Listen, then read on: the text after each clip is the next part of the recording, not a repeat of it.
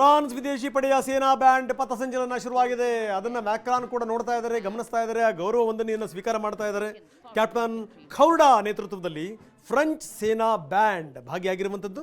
30 ಮಂದಿ ಸಂಗೀತಗಾರರು ಅದನ್ನು ಯಾವ ರೀತಿ ರೆಜಿಮೆಂಟ್ ಗೀತೆಯನ್ನ ನುಡಿಸ್ತಾ ಹೆಜ್ಜೆ ಇಡ್ತಾ ಇದ್ದಾರೆ, ಸಲ್ಯೂಟ್ ಮಾಡ್ತಾ ಇದ್ದಾರೆ. ನಾವು ನೋಡ್ತಾ ಇದೀವಿ ಆ ಪಥಸಂಚಲನ ಶುರುವಾಗಿದೆ. ಫ್ರಾನ್ಸ್ ಸೇನಾ ಬ್ಯಾಂಡ್ ನಿಂದ ಈಗ ಪಥಸಂಚಲನ. 30 ಮಂದಿ ಸಂಗೀತಗಾರರು ತಮ್ಮ ರೆಜಿಮೆಂಟ್ ಗೀತೆಯ ಗಾಯನವನ್ನು ನುಡಿಸ್ತಾ ಇದ್ದಾರೆ.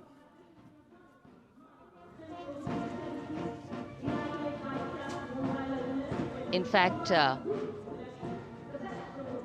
in last July, Indian troops and aircraft paraded in Paris for the 2023 Bastille Day, and they are now participating here, the French troops and aircraft. And we can hear the roar. We will shortly see a very special formation of the French Air Space Force, symbolizing the strength of the Indo-French relationship and honoring the presence of our chief guest here today. Ramesh ಸರ್ಕಾರ್ photo studio business ನಿಂದ ವರ್ಷಕ್ಕೆ 2 ಕೋಟಿ turn over ಮಾಡ್ತಿದ್ದಾರೆ. ನೀವು ಕೂಡ ಅವರಿಂದ ಕಲಿಬೇಕಾ? ಅವ್ರ ಜೊತೆ ವಿಡಿಯೋ ಕಾಲ್ ನಲ್ಲಿ ಮಾತಾಡಬೇಕಾ? ಈಗಲೇ ಫ್ರೀಡಮ್ ಆಪ್ ಡೌನ್ಲೋಡ್ ಮಾಡಿ. Hear the sounds, the glimmer in the sky. Gone past us. It was the French Airbus and the Rafale formation which graced our skies today. ಬರೀ ಕೇವಲ ಫ್ರಾನ್ಸ್ ಸೇನಾ band ಪಥಸಂಚಲನ ಮಾತ್ರ ಅಲ್ಲ, ಫ್ರಾನ್ಸ್ನ ಇನ್ಫೆಂಟ್ರಿ ಪಡೆ ಆ ಪಡೆ ಇದೆಯಲ್ಲ, ಪಡೆಯ ಪಥಸಂಚಲನ ಕೂಡ ಶುರುವಾಗ್ತಾ ಇದೆ. ನಾವು ನೋಡ್ತಾ ಇದ್ದೀವಿ ಭಾರತೀಯ ಸೈನಿಕರ ಜೊತೆಗೆ ಫ್ರೆಂಚ್ ಸೈನಿಕರು ಪಥಸಂಚಲನ ಮಾಡ್ತಿರುವಂಥದ್ದು. ಅಶ್ವಾರೋಹಿಗಳ ತಂಡ ಈಗ ಆ ತುಕಡಿ ಗೌರವ ವಂದನೆಯನ್ನು ನೀಡ್ತಾ ಇದೆ. ರಾಷ್ಟ್ರಪತಿ ದ್ರೌಪದಿ ಮುರ್ಮು ಗೌರವ ವಂದನೆಯನ್ನು ಸ್ವೀಕರಿಸುತ್ತಿದ್ದಾರೆ. ಅದರ ನೇರ ದೃಶ್ಯಾವಳಿಗಳನ್ನು ನಾವು ನೋಡ್ತಾ ಇದ್ದೀವಿ. ಆ ಫ್ರಾನ್ಸ್ ಇನ್ಫೆಂಟ್ರಿ ಪಡೆ ಇದೆಯಲ್ಲ, ಆ ಪಡೆಯೇ ಒಂದು ಅದ್ಭುತವಾದಂಥ ಪಡೆ. 90 ಯೋಧರು ಇದರಲ್ಲಿ ಭಾಗಿಯಾಗ್ತಾ ಇದ್ದಾರೆ. ಬಿಳಿ ಬಣ್ಣದ ಟೋಪಿ ಇವರ ಒಂದು ಚಿಹ್ನೆ. ಇದು ಅವರ ಧೈರ್ಯ ಮತ್ತು ಸಾಹಸದ ಪ್ರತೀಕ.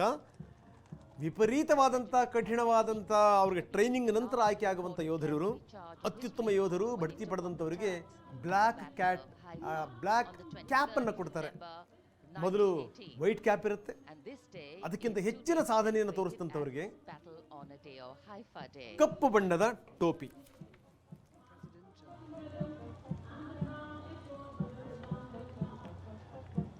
कर्तव्य पथ पर सलामी मंच के सामने अगली टुकड़ी टैंक T-90 भीष्म की है, जिसका नेतृत्व 42 बख्तरबंद रेजिमेंट के लेफ्टिनेंट फैज सिंह ढिल्लन कर रहे हैं। भीष्म टैंक तीसरी पीढ़ी का मुख्य युद्धक टैंक है, जो 125 मिलीमीटर स्मूथ बोर गन से लैस है। घातक वार करता है दुश्मन पर, रक्षा करता है देश की सीमाओं की। रेजिमेंट का आदर्श वाक्य कर्म शौर्य विजय। भारत की उन्नत सामरिक शक्ति का प्रदर्शन कर्तव्य पथ पर देश का 75वां गणतंत्र दिवस समारोह।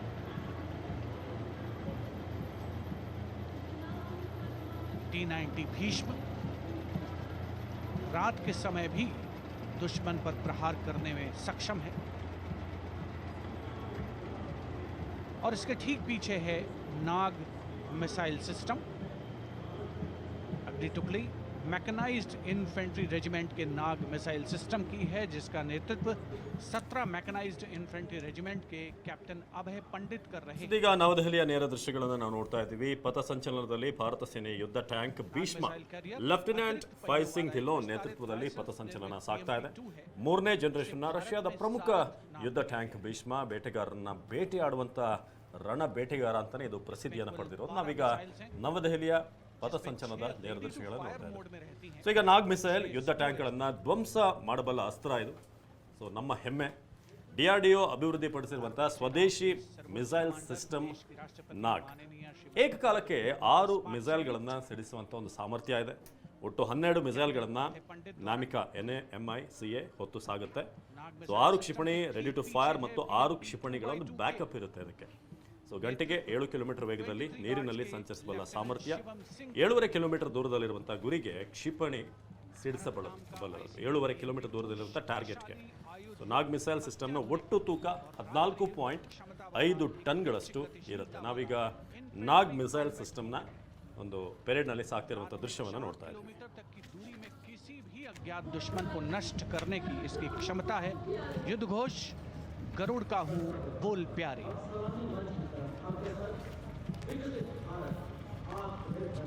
BMP 2x2K का आदर्श वाक्य पहला हमेशा पहला.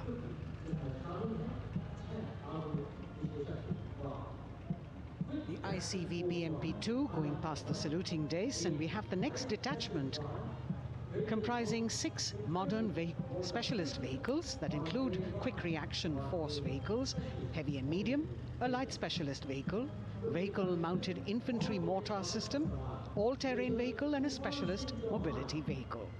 These are new generation vehicles under the Atmanirbhar initiative of the government.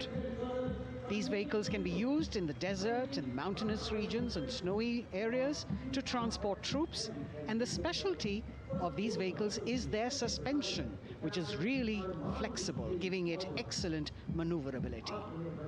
The detachment led by Major Tufan Singh Chauhan of 5 Rajput, Lieutenant Colonel Panmay Kabipun and Captain Armandeep Singh Ojla. ಇದೀಗ ನಾವು ಗಮನಿಸ್ತಾ ಇರೋದು Pinaka artillery gun ವಾಹನ ಸಂಚರಿಸ್ತಾ ಇರುವಂತಹ ದೃಶ್ಯಗಳನ್ನ ಪಥಸಂಚಲನದಲ್ಲಿ ಕಾಣ್ತಾ ಇದ್ದೀವಿ. 1890 rocket ರೆಜಿಮೆಂಟ್ನ Pinaka artillery ವಾಹನ ಇದು. ಏಕಕಾಲಕ್ಕೆ ಹಲವು ರಾಕೆಟ್ ಲಾಂಚ್ ಮಾಡುವಂತ ಸಾಮರ್ಥ್ಯವನ್ನ ಹೊಂದಿದೆ. ಸ್ವದೇಶಿ ನಿರ್ಮಿತ ಅನ್ನೋದು ಮತ್ತೊಂದು ಹೆಮ್ಮೆ. ಇನ್ನು ಸ್ವದೇಶಿ ವಿನ್ಯಾಸದ ಆರ್ಟಿಲರಿ ವಾಹನ ಇದಾಗಿತ್ತು. 214 mm ಕ್ಯಾಲಿಬರ್ನ 12 ರಾಕೆಟ್ ಇರುವಂತಹ ಲಾಂಚರ್ಗಳನ್ನು ಇಲ್ಲಿ ಉಳಿಸಬಹುದು. 37.5 ಕಿಲೋಮೀಟರ್ ರೇಂಜ್ ವರೆಗೆ ರಾಕೆಟ್ ಸಿಡಿಸುವಂತಹ ಸಾಮರ್ಥ್ಯವನ್ನ ಈ Pinaka artillery gun ವಾಹನಕ್ಕಿದೆ.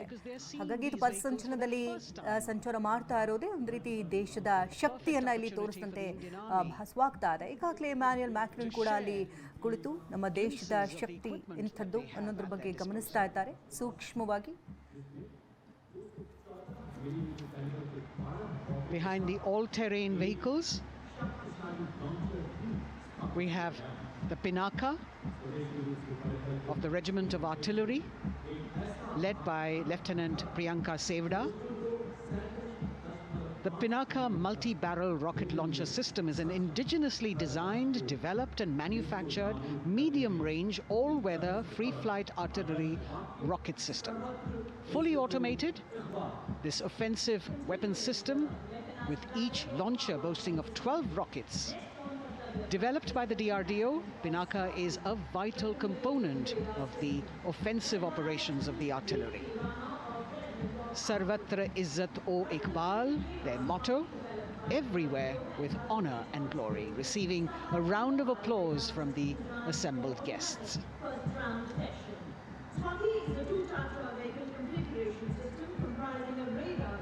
We now have Swati, the weapon locating radar system, led by Lieutenant Deepthi Rana of the Regiment of Artillery, developed again by the DRDO and ಇದೀಗ ಪಥಸಂಚಲನದಲ್ಲಿ ನೀವು ನೋಡ್ತಿರುವಂಥದ್ದು Swati radar system, ಶಸ್ತ್ರಾಸ್ತ್ರಗಳನ್ನು ಪತ್ತೆ ಹಚ್ಚುವಂಥ Swathi radar ವ್ಯವಸ್ಥೆ.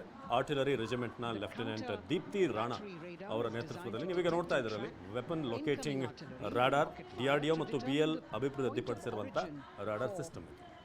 counter battery fire. Weapon locating radar system Swati. The President acknowledging their salutes.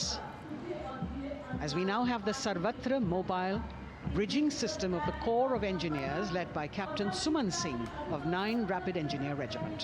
A made in India specialized ನಾವೀಗ ಗಮನಿಸ್ತಾ ಇರುವಂತಹ ದೃಶ್ಯಗಳಿದು ಸರ್ವತ್ರ ಸೇತುವೆ ವ್ಯವಸ್ಥೆ. ಇದು ಸರ್ವತ್ರ ಮೊಬೈಲ್ ಬ್ರಿಡ್ಜಿಂಗ್ ವ್ಯವಸ್ಥೆಯ ವಾಹನ ಪಥಸಂಚಲನ ಈಗ ಸಾಗ್ತಾ ಇದೆ. ಕಾರ್ಪ್ಸ್ ಆಫ್ ಇಂಜಿನಿಯರ್ಸ್ನ ಸರ್ವತ್ರ ಮೊಬೈಲ್ ಬ್ರಿಡ್ಜಿಂಗ್ ಇದು ಮೇಡ್ ಇನ್ ಇಂಡಿಯಾ ಆಗಿದೆ. ವಿಶೇಷ ತಂತ್ರಜ್ಞಾನದ ವಾಹನಗಳಾಗಿದೆ. ಇನ್ನು ಕಠಿಣ ಪರಿಸ್ಥಿತಿಯಲ್ಲೂ ಕೂಡ ಮಿಲಿಟರಿ ವಾಹನಗಳ ಸಂಚಾರಕ್ಕೆ ಇದು ಅನುಕೂಲವನ್ನು ಮಾಡಿಕೊಡುತ್ತೆ.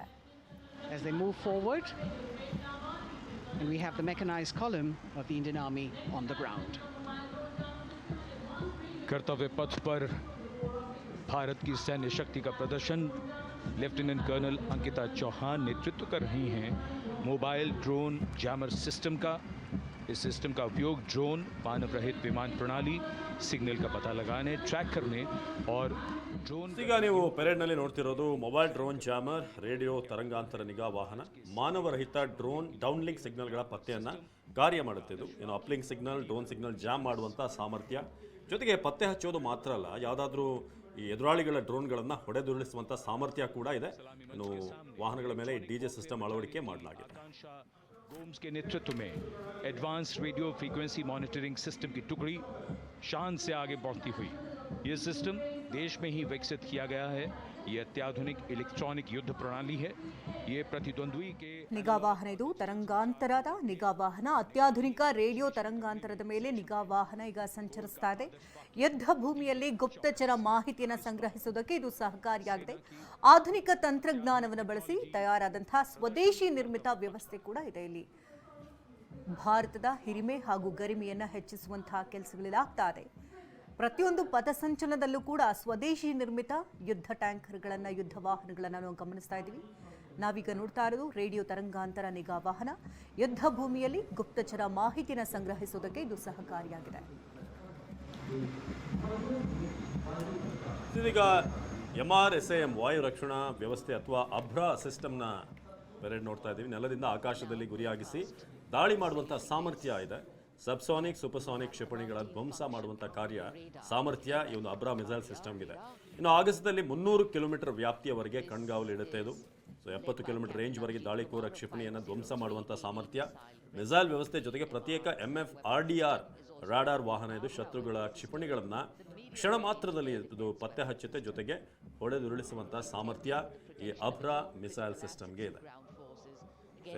MRSAM ವಾಯು ರಕ್ಷಣಾ ಒಂದು ವ್ಯವಸ್ಥೆ ಅಥವಾ ಅಬ್ರಾ ಸಿಸ್ಟಮ್ ಅಂತ ಇದನ್ನು ನಾವು ಕರಿಬಹುದು. Supersonic cruise missiles. The motto of the Corps of the Army Air Defense is Akashe Shatrunjahi.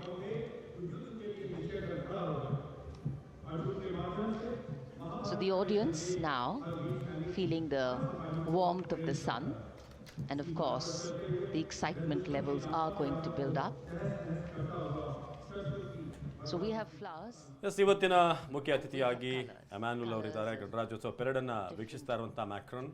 So ನಾವೀಗ ನೋಡ್ತಾ ಇದ್ದೀವಿ, ಬಹಳಷ್ಟು ಜನ ಇವತ್ತಿನ ಒಂದು ವಿಶೇಷ ಕ್ಷಣಕ್ಕಾಗಿ ಅಲ್ಲಿ ಕಣ್ತುಂಬಿಕೊಳ್ಳೋದಕ್ಕೆ ವಿದ್ಯಾರ್ಥಿಗಳು ಕೂಡ ಆಗಮಿಸಿದ್ದಾರೆ. ಸೊ ನಮ್ಮ ಮಿಸೈಲ್ ಸಿಸ್ಟಮ್ಗಳು ಮತ್ತು ಸೇನಾ ಸಾಮರ್ಥ್ಯ ಇವತ್ತು ಪ್ರದರ್ಶನ ಆಗ್ತಾ ಇದೆ. ಈಗಾಗಲೇ ನಾವು ಅಬ್ರಾ ಸಿಸ್ಟಮ್ ಬಗ್ಗೆ ಮಾತನಾಡಿದ್ವಿ, ಹಾಗೆ ಬಹಳ ವಿಶೇಷವಾಗಿ ಈ ಪಿನಾಕ ಬಗ್ಗೆ ಮಾತನಾಡಿದ್ವಿ. ಈಗಾಗಲೇ ಡಿಫೆನ್ಸ್ ಸಿಸ್ಟಮ್ನಿಂದ 2800 ಕೋಟಿಯಷ್ಟು ಇನ್ವೆಸ್ಟ್ ಮಾಡಲಾಗ್ತಾ ಇದೆ ಪಿನಾಕ ಸಿಸ್ಟಮ್ಗೋಸ್ಕರ. 1989 ರಾಕೆಟ್ ರೆಜಿಮೆಂಟ್ನ ಪಿನಾಕ ಆರ್ಟಿಲರಿ ವಾಹನ. ಸೊ ಅದ್ಭುತವಾದಂಥ ದೃಶ್ಯಗಳನ್ನು ಇವತ್ತು ಸ್ವಲ್ಪ ಮಂಜು ಕವಿದ ವಾತಾವರಣ ಇದ್ದಂಥ ಕಾರಣ ದೆಹಲಿಯಲ್ಲಿ ಸ್ವಲ್ಪ ತಡವಾಗಿ ಆರಂಭ ಆಗಿದೆ. ಈಗ ಅಮಿತ್ ಶಾ ಅವರನ್ನು ಕೂಡ ನಾವು ದೃಶ್ಯದಲ್ಲಿ ನೋಡ್ತಾ ಇದ್ದೀವಿ. ಸೊ ಗಣರಾಜ್ಯೋತ್ಸವ ಪೆರೇಡನ್ನು ವೀಕ್ಷಿಸ್ತಾ ಇರುವಂಥ ಗಣ್ಯರು, ಸ್ವಾತಿ ರಾಡರ್ ಸಿಸ್ಟಮ್ ಇರ್ಬೋದು, ಸರ್ವತ್ರ ಸೇತುವೆ ವ್ಯವಸ್ಥೆ, ಡ್ರೋನ್ ಜಾಮರ್ ಸಿಸ್ಟಮ್, ಜೊತೆಗೆ ಅಂಗರಕ್ಷಕರಿಗೆ 250 ವರ್ಷ. ರಾಷ್ಟ್ರಪತಿಗಳ ಅಂಗರಕ್ಷಕರಿಗೆ ಬಹಳ ಮಹತ್ವದ ದಿನ ಇವತ್ತು. ಕುದುರೆ ಮೇಲೆ ಸಾಗುವಂಥ ರಾಷ್ಟ್ರಪತಿಗಳ ಅಂಗರಕ್ಷಕರು 250 ವರ್ಷಗಳ ಸೇವೆಯನ್ನು ಪೂರೈಸಿದ್ದಾರೆ. 773ರಲ್ಲಿ ಆರಂಭ ಆದಂಥ ರಾಷ್ಟ್ರಪತಿ ಅಂಗರಕ್ಷಕ ದಳ ಇನ್ನು ಇದೇ ಮೊದಲ ಬಾರಿಗೆ ರಾಷ್ಟ್ರಧ್ವಜವನ್ನು ಹಿಡಿದು ಸಾಗಲಿದ್ದಾರೆ. ರಾಷ್ಟ್ರಪತಿ ಭವನದಿಂದ ರಾಷ್ಟ್ರಪತಿಯನ್ನ ಈ ಅಂಗರಕ್ಷಕರು ಕರ್ತಂದದ್ದು, ಇದೆಲ್ಲವೂ ಕೂಡ ಇವತ್ತಿನ ಬಹಳ ವಿಶೇಷವಾಗಿತ್ತು. ಸೊ ಈಗ ನಾವು ನೋಡ್ತಾ ಇರುವಂಥದ್ದು ಅತಿಥಿಗಳು ನಿತಿನ್ ಗಡ್ಕರಿ ಅವರು ಕೂಡ ಸೇರಿದ ಹಾಗೆ ಕ್ಯಾಬಿನೆಟ್ನ ಸದಸ್ಯರು, ಅಂದರೆ ಕೇಂದ್ರ ಕ್ಯಾಬಿನೆಟ್ನವರು ಎಲ್ಲರೂ ಕೂಡ ಇವತ್ತು ಬಂದಿದ್ದಾರೆ. ಜೊತೆಗೆ ಬಹಳಷ್ಟು ವಿಶೇಷ ಅಂತಂದರೆ ರಫೇಲ್ ಜೆಟ್ಗಳ ಫ್ಲೈ ಪಾಸ್ಟ್ ಇರ್ಬೋದು, ಫ್ರಾನ್ಸ್ ಸೇನಾ ಬ್ಯಾಂಡ್ ಪಥಸಂಚಲನ ಇವೆಲ್ಲವೂ ಕೂಡ. And approaching the saluting base, we have the Madras Regiment.